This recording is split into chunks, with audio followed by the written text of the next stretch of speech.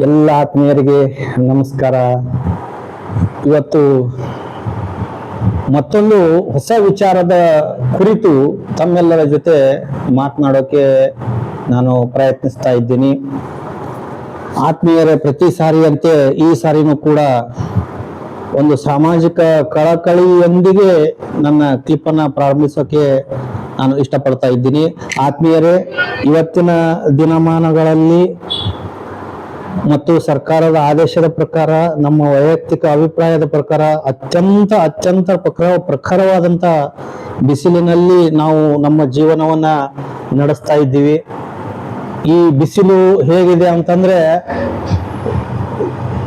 ತೋಯಿಸಿ ಒಗೆದ ಬಟ್ಟೆಗಳನ್ನ ಹಗ್ಗದ ಮೇಲೆ ಹಾಕುವಷ್ಟರಲ್ಲಿನೇ ಆ ಬಟ್ಟೆಗಳು ಒಣಗಿ ಹೋಗ್ತಾ ಇವೆ. ಅಂತ ಪ್ರಖರವಾದ ಬಿಸಿಲಿನಲ್ಲಿ ನಾವು ದಿನನಿತ್ಯದ ನಮ್ಮ ಜೀವನವನ್ನ ನಡೆಸ್ತಾ ಇದ್ದೀವಿ.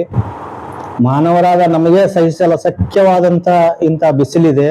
ಅದರಲ್ಲಿ ಪ್ರಾಣಿಗಳು, ಪಕ್ಷಿಗಳು ಮತ್ತು ಸಣ್ಣ ಮಕ್ಕಳು, ವಯಸ್ಸಾದವರು ಇವರೆಲ್ಲರೂ ಕೂಡ ಎಷ್ಟೊಂದು ತೊಂದರೆಯನ್ನ ಅನುಭವಿಸ್ತಾರೆ ಅನ್ನೋದು ನಮಗೆ ಗೊತ್ತಿದ್ದಂತ ಮಾತು. ಅದಕ್ಕಾಗಿ ಪ್ರಾಣಿ ಪಕ್ಷಿಗಳಿಗೆ ಸ್ವಲ್ಪ ನೀರಿನ ವ್ಯವಸ್ಥೆಯನ್ನು ಮಾಡೋಣ, ಪಕ್ಷಿಗಳಿಗೆ ಕುಡಿಯಲು ಒಂದು ನೀರಿನ ಒಂದು ವ್ಯವಸ್ಥೆ, ಕಾಳು ಕಡಿಗಳ ಒಂದು ವ್ಯವಸ್ಥೆಯನ್ನು ಮಾಡೋಣ. ಅದೇ ತರ ಸಣ್ಣ ಮಕ್ಕಳು ನಮ್ಮ ಮನೆಯಲ್ಲಿ ಇರ್ತಾರೆ, ಆ ಮಕ್ಕಳು ಬಿಸಿಲಲ್ಲಿ ಆಡೋಕೆ ಹೋಗದಂತೆ ಅಥವಾ ಮನೆ ಬಿಟ್ಟು ಹೊರಗೆ ಹೋಗದಂತೆ. ಅಂದ್ರೆ ಸುಮಾರು 10 ಗಂಟೆಯಿಂದಾನೇ ಬಿಸಿಲು ಪ್ರಾರಂಭ ಆಗ್ತಾ ಇದೆ. ಆ 10 ಗಂಟೆಯಿಂದ ಸಾಯಂಕಾಲ 5 ಗಂಟೆವರೆಗೂ ಆ ಮಗು ಹೊರಗೆ ಹೋಗದಂತೆ ನೋಡ್ಕೊಳ್ಳೋಣ. ಅದೇ ತರ ನಮ್ಮ ಮನೆಗಳಲ್ಲಿ ವೃದ್ಧರು ಕೂಡ ಇರ್ತಾರೆ, ಅವ್ರ ಬಗ್ಗೆನೂ ಕೂಡ ಹೆಚ್ಚಿನ ಒಂದು ಕಾಳಜಿ ವಹಿಸೋಣ. ಅವರಿಗೆ ದಾಹ ಆಗದಂತೆ ಅಥವಾ ನೀರಿನ ತೊಂದರೆ ಆಗದಂತೆ ನಾವೆಲ್ಲ ಅವರಿಗೆ ಒಂದು ವ್ಯವಸ್ಥೆಯನ್ನ ಮಾಡಿದಾಗ ಮಾತ್ರ ನಾವು ಮತ್ತು ನಮ್ಮ ಹಿರಿಯರು, ನಮ್ಮ ಮಕ್ಕಳು ಮತ್ತು ನಮ್ಮ ಪರಿಸರದಲ್ಲಿ ಇರ್ತಕ್ಕಂಥ ಪ್ರಾಣಿ ಪಕ್ಷಿಗಳು ಎಲ್ಲವೂ ಕೂಡ ಒಂದು ಒಳ್ಳೆ ಜೀವನ ನಡೆಸೋಕೆ ಸಾಧ್ಯ. ಈ ಬಿಸಿಲಿನ ಪ್ರಖರತೆಯನ್ನ ತಪ್ಪಿಸ್ಕೊಳ್ಳೋಕೆ ಸಾಧ್ಯ ಅಂತ ಈ ಮೂಲಕ ತಮ್ಮೆಲ್ಲರ ಎದುರಿಗೆ ಒಂದು ಸಾಮಾಜಿಕ ಕಳಕಳಿಯನ್ನ ಅರಿಕೆ ಮಾಡ್ತಾ, ಇವತ್ತು ಮತ್ತೊಂದು ಹೊಸ ವಿಚಾರದ ಬಗ್ಗೆ ತಮ್ಮೆಲ್ಲರ ಮುಂದೆ ನಾನು ಪ್ರಸ್ತುತಪಡಿಸ್ತಾ ಇದ್ದೀನಿ. ಅದು ಏನು ಅಂತಂದ್ರೆ, ನಾವು ಪ್ರತಿದಿನ ಧರಿಸುವ ವಿಭೂತಿ, ಪ್ರತಿದಿನ ಧರಿಸುವ ವಿಭೂತಿ ಅಥವಾ ಭಸ್ಮದ ಮಹತ್ವ ಏನು ಅನ್ನೋದ್ರ ಬಗ್ಗೆ ತಮ್ಮೆಲ್ಲರ ಎದುರಿಗೆ 4 ಮಾತುಗಳಲ್ಲಿ ನಾನು ಇದನ್ನ ಸ್ಪಷ್ಟಪಡಿಸ್ತಾ ಇದ್ದೀನಿ. ಶಿವಪುರಾಣದಲ್ಲಿ ಈ ಒಂದು ವಿಷಯ ಪ್ರಸ್ತಾಪ ಆಗಿತ್ತು. ನಾನು ನನ್ನ ಅಧ್ಯಯನದ ಸಮಯದಲ್ಲಿ ಈ ಒಂದು ವಿಷಯನ ಅರ್ಥಕೊಂಡೆ. ನಾವೆಲ್ಲರೂ ವಿಭೂತಿಯನ್ನ ಧರಿಸ್ತೀವಿ, ನಾವೆಲ್ಲರೂ ಭಸ್ಮವನ್ನ ಧರಿಸ್ತೀವಿ, ಆದ್ರೆ ಅದರ ಮಹತ್ವ ಗೊತ್ತಿಲ್ಲ. ನಮ್ಮ ತಂದೆ ತಾಯಿ ಹಚ್ತಿದ್ರು ಅದಕ್ಕೆ ಹಚ್ತೀವಿ, ಅಥವಾ ನಮ್ಮ ಒಂದು ಧರ್ಮದಲ್ಲಿ ಇದನ್ನ ಹಚ್ಚಬೇಕು ಅದಕ್ಕಂತ ಹಚ್ತೀವಿ ಅಂತೇಳಿ ನಾವು ಕಾಟಾಚಾರಕ್ಕೆ ಆ ಭಸ್ಮವನ್ನ ಧರಿಸ್ಕೊಂಡು ಹೊರಗೆ ಹೋಗ್ತೀವಿ. ಆದ್ರೆ ಬಂಧುಗಳ ಒಮ್ಮೆ ಏನಾಗ್ತದಂತೆ, ಮಾತೆ ಪಾರ್ವತಿ ಶಿವನ ಜೊತೆ ಇರ್ತಾಳೆ. ಅವರು ಆ ಕಡೆ ಈ ಕಡೆ ನೋಡಿದಾಗ ಲಕ್ಷ್ಮಿ, ಸರಸ್ವತಿ, ಎಲ್ಲ ದೇವತೆಗಳು ಸಾಕಷ್ಟು ಬಂಗಾರವನ್ನ ಮೈ ಮೇಲೆ ಧರಿಸಿಕೊಂಡು ದಿನದ ಎಲ್ಲ ಸಮಯವನ್ನು ಕಳೀತಿರ್ತಾರೆ. ಆ ಸಮಯದಲ್ಲಿ ಪಾರ್ವತಿ ದೇವಿಗೆ ಅನಿಸ್ತದೆ, ನಾನು ಶಿವನ ಒಂದು ಹೆಂಡತಿ ಇರೋದ್ರಿಂದ ನಾನ್ಯಾಕೆ ಭಸ್ಮವನ್ನ ಈ ಬಂಗಾರವನ್ನ ನಾನ್ಯಾಕೆ ನನ್ನ ಮೈ ಮೇಲೆ ಧರಿಸಬಾರ್ದು ಅನ್ನುವಂತ ಒಂದು ಆಶೆ ಮೂಡ್ತದಂತೆ ಪಾರ್ವತಿ ದೇವಿಗೆ. ಆಗ ಪಾರ್ವತಿ ದೇವಿ ಹೋಗಿ ಶಿವನಲ್ಲಿ ಈ ವಿಷಯವನ್ನು ಪ್ರಸ್ತಾಪ ಮಾಡ್ತಾಳಂತೆ. ಶಿವ, ಎಲ್ಲರೂ ಬಂಗಾರ ಧರಿಸ್ಕೊಂಡಿದ್ದಾರೆ, ನಾನ್ ಮಾತ್ರ ಇಲ್ಲ, ನೀನು ಬಂಗಾರ ಧರಿಸಿಲ್ಲ, ನೀನಂತೂ ಬಿಡು. ಬರೀ ಹಾವಾಯ್ತು, ರುದ್ರಾಕ್ಷಿ ಮಾಲೆ ಆಯ್ತು, ಮುರುಡೆಗಳಾಯ್ತು, ಇದನ್ನೇ ನೀನು ಧರಿಸ್ಕೊಂಡು ಹೋಗ್ತೀಯ. ಆದ್ರೆ ನನಗೆ ಬಂಗಾರ ಧರಿಸಬೇಕು ಅಂತ ಆಶೆ ಆಗಿದೆ, ಅದಕ್ಕೆ ನನಗೆ ವ್ಯವಸ್ಥೆ ಮಾಡು ಅಂತ ಹೇಳ್ತಾನೆ. ಯಾರು? ಪಾರ್ವತಿ ಶಿವನ ಕುರಿತು.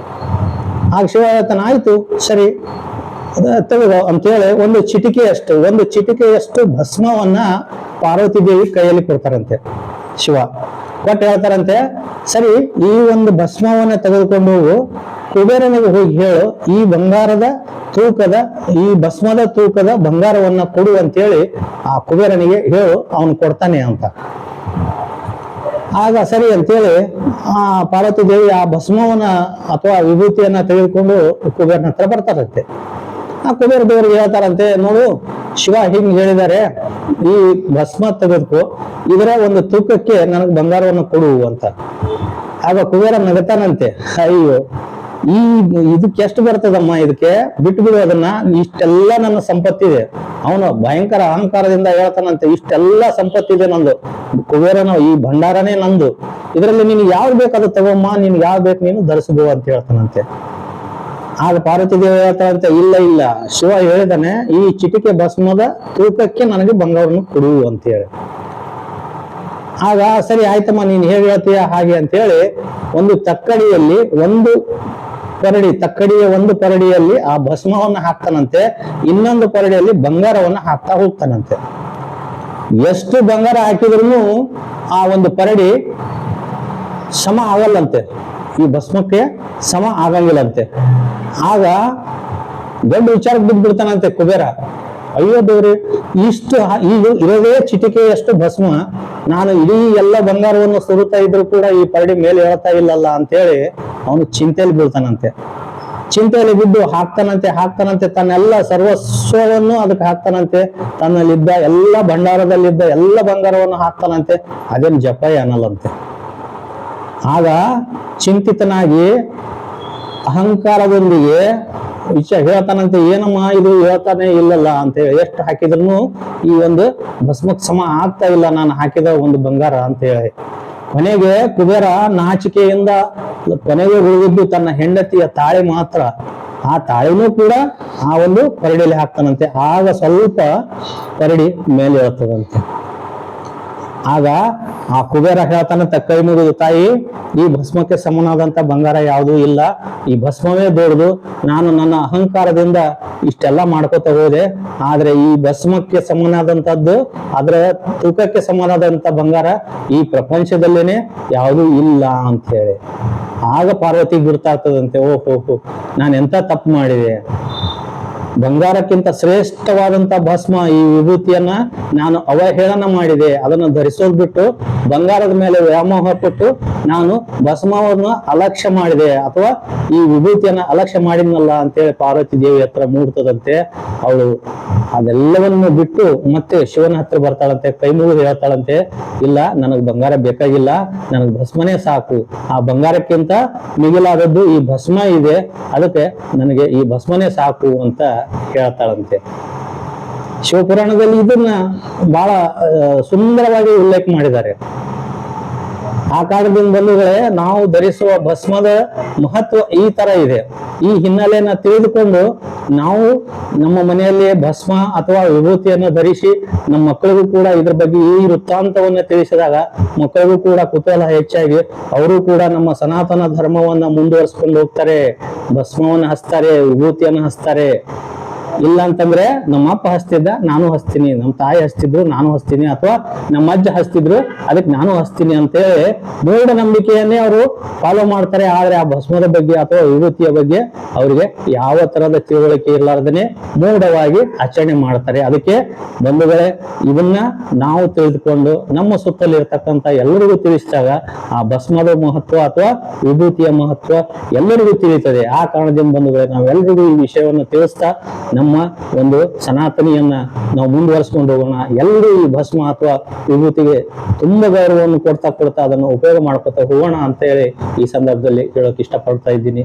ಮತ್ತೊಂದು ಸಾರಿ ಹೇಳ್ತೀನಿ, ಬಿಸಿಲಿನ ಪ್ರಖರತೆ ಜಾಸ್ತಿ ಇದೆ. ಈ ಬಿಸಿಲನ್ನ ನಾವು ಇನ್ನು ಸುಮಾರು 1 ತಿಂಗಳು 1.5 ತಿಂಗಳಿದೆ. ಇದರ ಒಂದು ಪ್ರಖರತೆಗೆ ನಾವು ವಿರುದ್ಧವಾಗಿ ಹೋಗೋಕ್ಕಾಗಲ್ಲ. ಅದಕ್ಕಾಗಿ ಆ ಪ್ರಖರತೆಯಿಂದ ನಾವು ಉಳಿದುಕೊಳ್ಳೋಕೆ ಏನ್ ಸಾಧ್ಯನೋ ಆ ಎಲ್ಲ ಕ್ರಮಗಳನ್ನು ಅನುಸರಿಸ್ತಾ ನಾವು ಒಂದು ಒಳ್ಳೆಯ ಜೀವನವನ್ನ ನಡೆಸೋಣ ಅಂತ ಈ ಸಂದರ್ಭದಲ್ಲಿ ಹೇಳ್ತಾ, ಪ್ರತಿಯೊಬ್ಬರು ಕೂಡ ಈ ಭಸ್ಮ ಅಥವಾ ಈ ವಿಭೂತಿಯನ್ನ ಧರಿಸೋಣ ಅಂತ ಈ ಸಂದರ್ಭದಲ್ಲಿ ಹೇಳ್ತಾ, ಇದು ಕ್ಲಿಪ್ ಒಳ್ಳೇದನ್ಸಿತ್ತಂತಂದ್ರೆ ಒಂದು ಲೈಕ್ ಮಾಡಿ, ಒಂದು ಸಬ್ಸ್ಕ್ರೈಬ್ ಮಾಡೋದನ್ನ ಮರಿಬೇಡಿ ಅಂತ ಹೇಳ್ತಾ ನನ್ನ 2 ಮಾತು ಮುಗಿಸ್ತಾ ಇದ್ದೀನಿ. ಧನ್ಯವಾದಗಳು.